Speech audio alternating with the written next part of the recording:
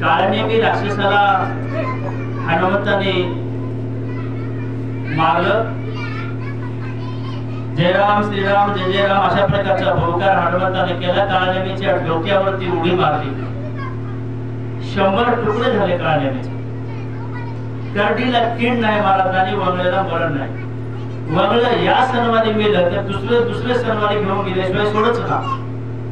यानं मेला. पण सगळ्या पर्वतावर जे काही माणसं होती 14,000 लोक राखलेला होती ते जागे झाले. काय होते पुन्हा तव देखिला कपिकेसरी भवंता वेळीला समग्री वर्षता शस्त्री निशिमाजी चोरी केवी. ते 14,000 गंधर्वांनी मारुतीला वेढा दिला. सगळेजण शस्त्रास्त्र घेतले आणि मारुतीच्या अंगावर धावून आले. पण ते झोपीमध्ये होते. झोपीमध्ये असल्यामुळे शस्त्रास्त्राचे शेंडे स्वतःकडे केले आणि पुढे मारुतीरायाकडे करून मारुतीरायाला मारायला आले. तू कोण कैचा कोण आहेसी मध्यरात्री कालाशी पर्वती सैरा विचारीशी आज्ञा कोणाशी पुशिले. माणूस मध्ये आहे आणि 14,000 लोक आजूबाजूला आहेत. मारुतीरायाला प्रश्न विचारू लागले. प्रश्नाचा भडीमार करू लागले. कोण आहेस, कुठला आहेस, कशाला आलास, आलास ते आलास, अर्ध्या रात्री आलास, उरपाटे भितळ सोडून मध्ये आलास, तू कोण होईस.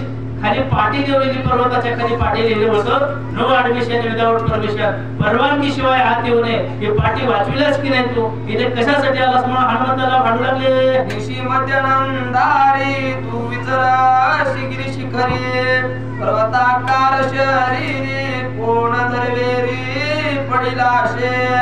ठीक आहे, ते 14,000 गंधर्व प्रश्न करतात की बरं आलास तर आलास, अर्ध्या रात्री आलास, बरं आमचं काही म्हणणं नाही, आलास काहीतरी काम असेल तुझं. पण तिसऱ्यानं सांगितलं हे जे 20 कोस उंच आणि 40 कोस आडवा विस्तार जे आहे ते माणूस कोण होते मेलेलं, याला कोण मारलंय, याचा जबाबदार कोण आहे, असे हनुमंतावर प्रश्नाचा भडीमार गंधर्व करू लागले. एक मनती पुस्तकाय धरा बांधा हात पाय मध्यरात्री विचरत आहे तस्कर होय सर्वता. माणसं एकत्र जमल्यावर कमी गुणाचे राहतात काय जर म्हणजे काय विचारलं याला धरा मारा याचे हातपाय बांधा. अर्ध्या रात्री आले तस्कर होय चोर होय. आता अर्ध्या रात्री कोण हिंडाय गेले, याला नक्की चोर होय आणि याला धरलं पाहिजे, बांधलं पाहिजे, मारलं पाहिजे. हनुमंत मला थांब, तुझा नंबर लास्टला लावतो मला. ऐसे करिता कल्लोळ मिळले संभोते सकळ ते देखो निगोळा अंगुळा मधुर बोला बोलत. वंगळ्याच्या चांगल्या माणसाने वंगळ्याच्या नादी कधीच लागू नये. 14,000 बनाले आगाव आगाव भाषा बोलालेस. कोण आहेस, कुठला आहेस, आलास कोण, रामाचं काय महत्व सांगालास, कोण राम तो कोण, याच्या नादी लागण्यापेक्षा हनुमंताने हात जोडले आणि मधुर बोलू लागले. माणसाने गोड बोलावं. किती गोड बोलावं, खडीसाखर फुटाव, तुपात भोसाव आणि जिभेने चाटाव. किती गोड लागेल, त्याही पेक्षा गोड. मारुतीराया हात जोडून विनंती करू लागले, बाबा माझं ऐका. जम्बूद्वीपाचे दक्षिणी कोणी किष्किंधाशे राजधानी सुग्रीव राजा चुडामणी तयस्थानी नांदता. हनुमंत म्हणले माझा परिचय ऐका. जम्बूद्वीप नावाचे एक बेट आहे, त्याच्या दक्षिणेच्या कोट्याला कडेला किष्किंधा नावाची एक राजधानी आहे. तिथला राजा सुग्रीव आहे आणि तो चुडामणी आहे. सर्वगुण संपन्न, प्रजेला प्रेम करणारा राजा आहे. त्या ठिकाणी सुग्रीव राजा आहे असा किष्किंधेचा परिचय हनुमंत देऊ लागले. त्याशी सखे श्रीरामेशी स्वाभिमानी श्रीरामाशी तन मन धनार कोणी वानराशी अति प्रेम. आता ते सुग्रीव हा रामाला सख्य मानतो, दोस्त मानतो, मित्र मानतो. एवढंच नाही, स्वामी मानतो. आणि त्याच्या करता त्या दोघांच्या प्रचंड आपुलकीच्या पोटी सगळे जी वानर आहेत आम्ही त्यांच्या सोबत आहोत, त्याच्याबद्दल मी एक आहे असं हनुमंत बोलू लागले. राम रावणाचे रण युद्ध झाले अति दारुणा रावणे ब्रह्मशक्ती सोडून बंधू लक्ष्मणा पाडिला. राम आणि रावण या त्या दोघांचं युद्ध झालं आणि युद्ध झाल्याच्या नंतर रावणानं कधीही आठवणार नाही अशी ब्रह्मशक्ती होती, ती ब्रह्मशक्ती सोडल्याबरोबर ती लक्ष्मणाच्या अंगावर भेदली.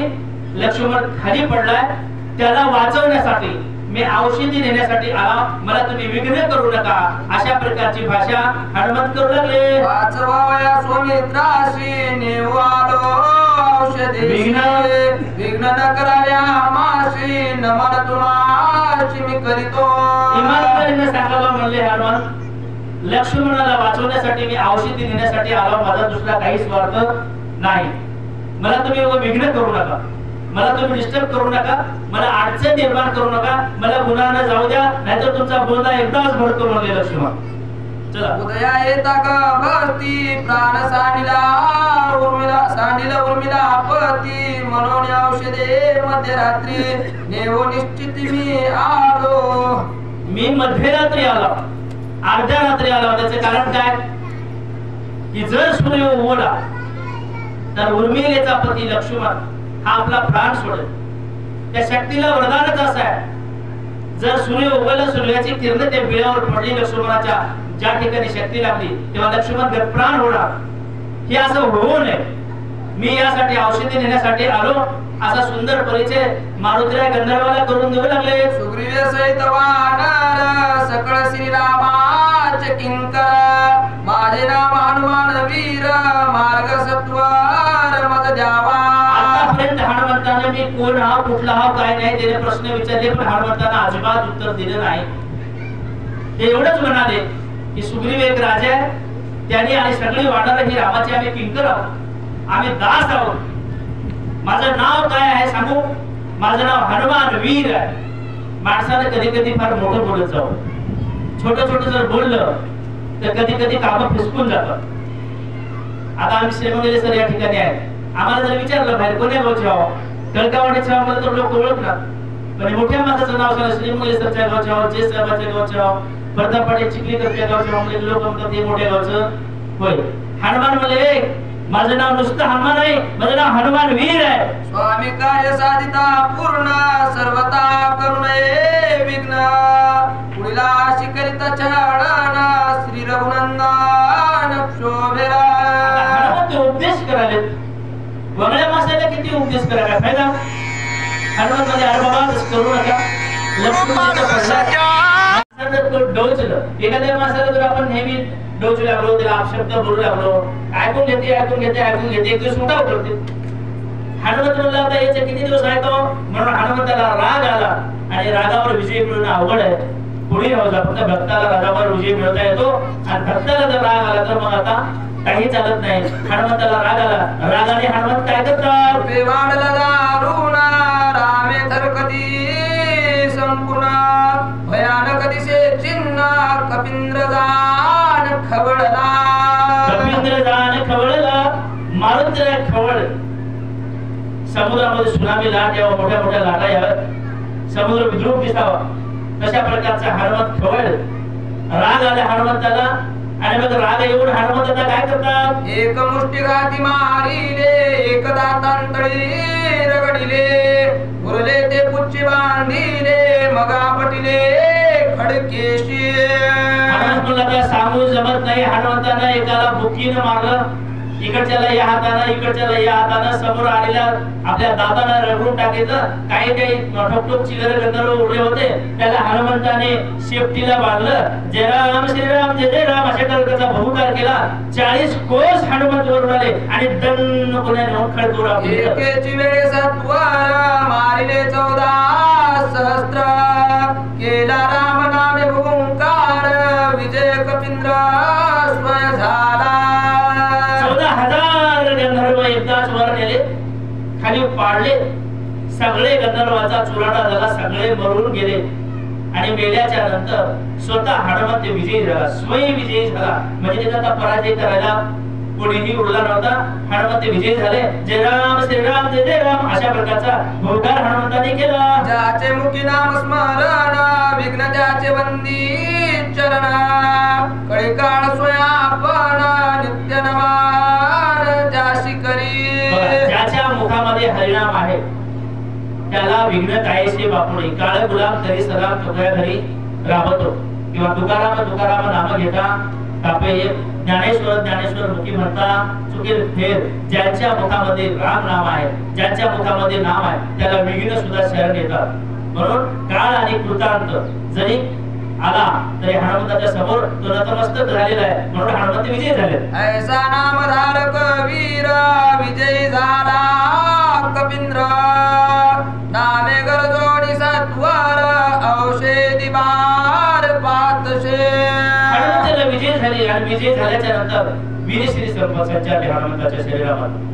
जय राम श्रीराम जय जय राम अशा प्रकारच्या हनुमंताने जप केला. आणि स्वामीचं कार्य काय आहे आता औषधी शोधायला आहे. आपण आलो कशासाठी हेच आपल्याला माहित नाही. आत्मज्ञानाच्या गोष्टीविषयी बोलत असताना आपण कोण आलो कुणीकडून आपल्याला जायचं कुणीकडे इथे येऊन आपण करायला काय याचं माहिती आजपर्यंत आत्मज्ञान ज्याला होणार नाही त्याचं जिवंत राहून काही फायदा नाही. हनुमंताला ही भूमिका त्या ठिकाणी निर्माण झाली. हनुमंत मध्ये विजय झाला हे तात्पुरतं काम आहे. मी आलो कशासाठी औषधी नेण्यासाठी. हनुमंत पर्वतावर गेले औषधी शोधू लागले. पर्वताचे शिखराशी कर पाता औषधी भार. सहसानवती गोचर तेने कपिंद्र खवळला. हनुमंत या अध्यायामध्ये दोनदा खवळले. एक त्यांनी अडचण निर्माण केला तेव्हा आणि आता हनुमंत औषधी शोधाले रामनामाचा बहुकार केलाय.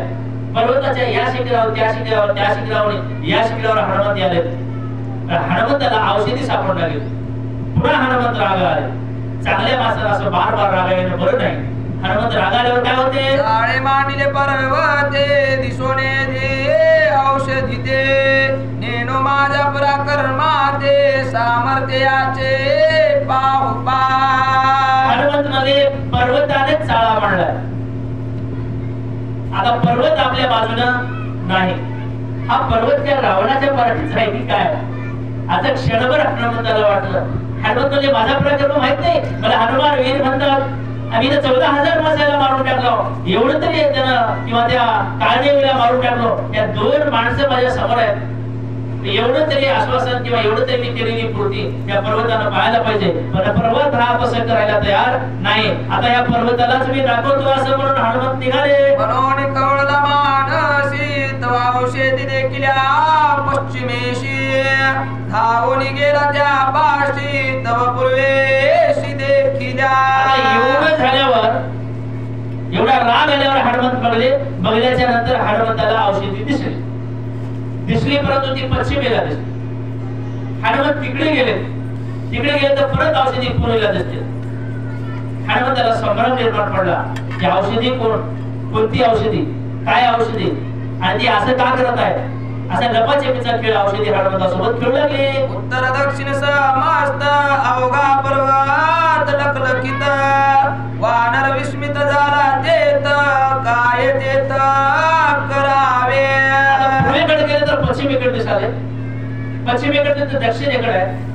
दक्षिणेकडे उत्तरेकडे. आपल्या भाषेमध्ये कधी खालतं कधी वरतं कधी गंकड कधी बेदराकड इकडे तिकडे औषधी दिसू लागली. सगळीकडेच औषधी दिसू लागली. हनुमंत हा काय प्रकार आहे. औषधीचा आता आपल्याला सापडते की नाही या संभ्रमामध्ये हनुमंत झाले. विस्मयचकित झाले. आश्चर्यचकित झाले. नवल वाटू लागला हनुमंताला. औषधी म्हणून धरू जाये तव झाडू राखायचा काय. तो सांडून आणखी पाये तव तेथेची होय तैसेची. आता ते चमचम औषधी चमकू लागली. हे औषध असेल म्हणून हनुमंत गेले. त्या औषधाला धरले. धरून हातामध्ये बघतात तर तो पाला. पुन्हा दुसरीकडे गेले ते बघतात पुन्हा पाला. ते सांडून टाकले म्हणजे सोडून दिले. तर हनुमंताला नेहमी बराच वेळ हाच प्रकार हनुमंताच्या नजरेमध्ये त्या दृष्टीमध्ये पुढे त्या पर्वतावरती दिसू लागला. ऐसा झाला खे दक्षिण नवेच्या औषधीचे दर्शन. चिंता तुराती उद्विग्न काय आपण बोलत. बराच वेळ असा झाला. हनुमंताला काही सुधारला. हनुमंत मध्ये आता काय करावं आश्चर्यचकित झाले. शांत बसले. थोडा वेळ विचार केला हनुमंताने. आणि काय करावे या विवंचनेमध्ये हनुमंत आहेत. काय करतात? आजीची तुका पुरुषार्थ केला ती तुका ओगा वाया गेला. कपटी राक्षस भेटला तोही मारिला वायाची. हनुमंत म्हणजे आता काहीही नव्हतं. आजपर्यंत मी जेवढी तपश्चर्या केली तेवढी वाया गेली. आजपर्यंत जेवढे पुरुषार्थ केले तेवढे वाया गेलं. हे 40 कोस उंच 20 कोस उंच आडवा माणूस मारलो याचं पाप मला लागलं. हे सगळे पुरुषार्थ म्हणजे वाया गेले. मी स्वामीच्या कार्याला काम पडलो नाही. रामाच्या कामाला माझा काही उपयोग नाही. मी काय करू? दुष्कर कर्मे केली ती अवघीच वाया गेली. औषधीने पुढे दिधली शक्ती झाली ते व्रता. औषधीने बुडी दिली म्हणजे औषधी मला काही दिसत नाही. जेवढी आतापर्यंत मी पुरुषार्थ केला तेवढा माझा पुरुषार्थ वाया गेला. माझं काम सिद्धीला पोहोचते की नाही या विवेचनेमध्ये हनुमान आहेत. काय करावं काय नाही. शक्ती जी आहे ती शक्ती जर आता तिच्यावर सूर्यकिरण सकाळी पडले तर लक्ष्मण हातचा गेल्याशिवाय राहत नाही. तोपर्यंत मला पोहोचणं होईना. माझं जिवंत राहून व्यर्थ आहे असं हनुमान विवेचनेमध्ये आहे. सुग्रीवा काय मुख दाखवू श्रीरामाच्या चरणा कैसे पाहू. अंगदा उत्तर काय देऊ श्री रघुराव शोभेला. औषधी आणतो म्हणून मी आलो. आयुष्यामध्ये मला वाटते माणसानं 3 गोष्टी कधी करून. एक आज्ञा करू नये, 2 दुसरी कोणाची अवज्ञा करू नये आणि तिसरी गोष्ट प्रतिज्ञा करू. हनुमंताला मी प्रतिज्ञा करून आलो. सुग्रीवाला काय करून टाकू, अंगदाला काय मुख दाखवू आणि असलं तोंड घेऊन रामापाशी जाऊन त्याचे चरण काय म्हणून पाहू असा हनुमंताला प्रश्न पडला. मी निजाभिमान केला पायी औषधी आणि अवघ्याही. श्रीराम नसाये काय आता सर्वही घातक.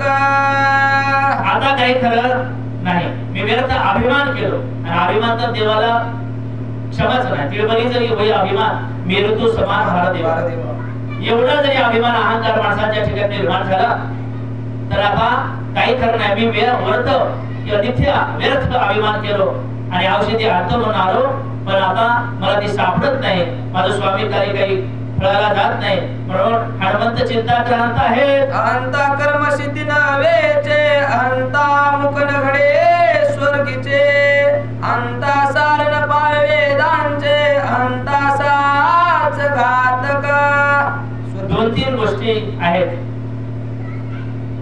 कर्म करताना काम करताना काम कुठलेही करा तुम्ही. हे काम करताना मी केला असा अभिमान निर्माण झाला की तो व्यर्थ गेला. एक स्वर्गीचं सुख पाहिजे असेल कुठलेही सुख असो स्वर्गाचंच नाही. तुम्हाला सुखाची प्राप्ती पाहिजे. माणसं 2 गोष्टीसाठी आयुष्यभर परेशान आहे. एक संपत्तीसाठी आणि 2 सुखासाठी. एक पैसा मिळवणे आणि सुख मिळवणे. आणि आपण तिरडीवर जाईपर्यंत या 2 गोष्टी कधीच मिळणार कोणाला. ह्या 2 गोष्टीचं सुख जरी मिळायचं असेल तर अहंकार अभिमान काही कामाचा नव्हतं. कर्म करायचं असेल तरीही कामाचं नाही. तुम्हाला सिद्धी करायचं असेल कोणती प्राप्त करून घ्यायचं असेल साधक कुठला बनायचं असेल तर तुम्हाला नाही. ते असं करताच येत नाही. जर तुम्ही स्वतः देवाचं भजन करत असाल पूजन करत असाल तुमच्या मनामध्ये भाव पाहिजे. भाव बळे आकळे एरवी नाकळे करतळे आवळे तैसा हारे. भावच नाही तर तिथं पूजनाला अर्थ नाही. त्यामुळे त्या सगळ्या गोष्टी अहंतेनं अभिमानाने घातक आहेत असं हनुमंत मनातल्या मनात भाषण कराले. अंताने साधे स्वामी कार्य अंतेने साधन हात होय. अंता यश न लाये निंद्य होय. अहंतेमुळे अभिमानामुळे स्वामीचं कार्य सिद्धीला जात नाही. स्वामी म्हणजे मालक. मालकाचं काम आपल्याला करायचं असेल तर आपलं काम सिद्धीला अहंतेमुळे जात नाही.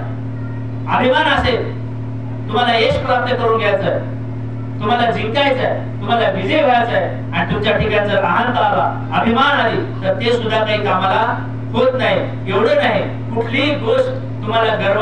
एक सुंदर एक म्हण आहे आपल्याकडे मराठीमध्ये गर्वाचे घर खाली. गर्व झाला की संपलं. त्यामुळे हे असा मला गर्व झाला आणि माझं कार्य कुठे सिद्धीला जात नाही. मी काय करू हनुमंत विचार करू लागले. अंता नव्हे चित्त शुद्धी अंता नव्हे साधन सिद्धी अंता नव्हे सत्व सिद्धी अंता त्रिशुद्धी घातका. इथे 2-3 शिरी सांगितले, चित्त शुद्धी, साधन शुद्धी. तुम्हाला जर आपलं चित्त मन कधी अवधान एकरी द्यायचे, मग सर्व सुखाची पात्र व्हायचे.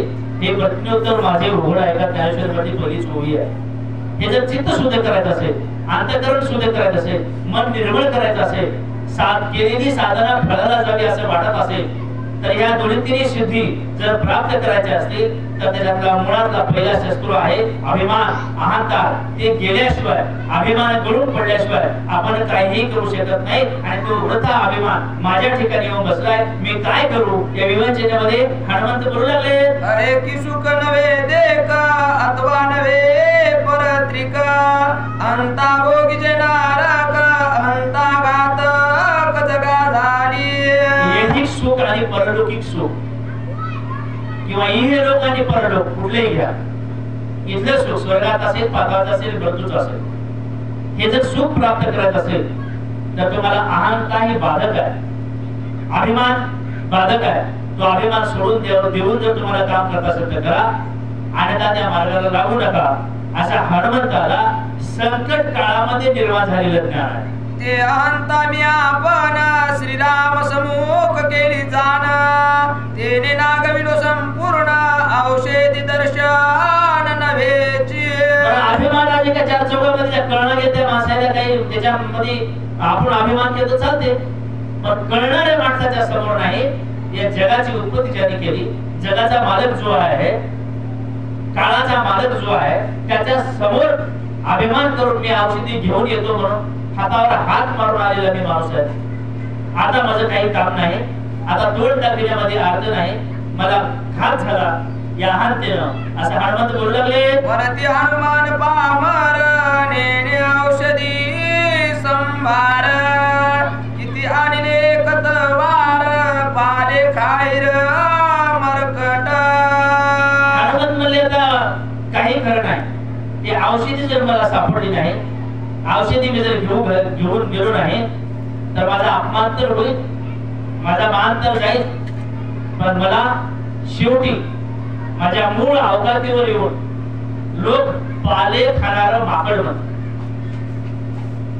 आपण मूळ कोण आहोत ही भूमिका संकट काळामध्ये ज्या संताला, ज्या साधकाला निर्माण होते, तो सर्वश्रेष्ठ असतो. हनुमंत म्हणले मी जे आता अहंतामुळे जे माझ्या सगळं घडलंय, माझ्या रामापुढे मी हे केलो, आता इथून मला माफी नाही, असं हनुमंत बोलू लागले. काय विचार करू आता उपडून वनस्पती समजता, भारा बांधून या नेता उपवासता होईल. आता औषधीचं दर्शन होत नाही, पर्वतानं चाळा मांडलाय, उत्तर दक्षिण पूर्व पश्चिम सगळीकडे मला औषधी दिसत. माझं वचन तर मला पूर्ण करायचं आहे. आता सगळ्या झाडाचे वनस्पत्या, काही याचा फाटा, याचा काही त्याचा काही फाटा, किंवा सगळ्या वनस्पतीचा भारा बांधून जर मी तिथे गेलो आणि समोर ठेवलो तर हे सगळा भारा बांधून आणलेला आहे बिनकामाचा, असं म्हणून माझी उभासता होईल, माझा अपमान होईल, माझ्या कार्यसिद्धीला जाणार तर नाही, पण लोक मला हसतील. आणि म्हणून हनुमंत विचार करू लागले. धाव पावगा श्रीरामा माझा अपराध करी क्षमा, पडिलो संकटी दुर्गमा सर्वत्वमा पाव वेगी. म्हणून आता संकट काळामध्ये माणसाला कोणाची मदत पाहिजे? देवाची मदत पाहिजे, देवाची मदत पाहिजे. संकट काळ आला म्हणजे की आता आपण सगळं संकट आले की आपण देवाला बोलवतो, एरवी आपण देवाकडे बघायला तयार नाही.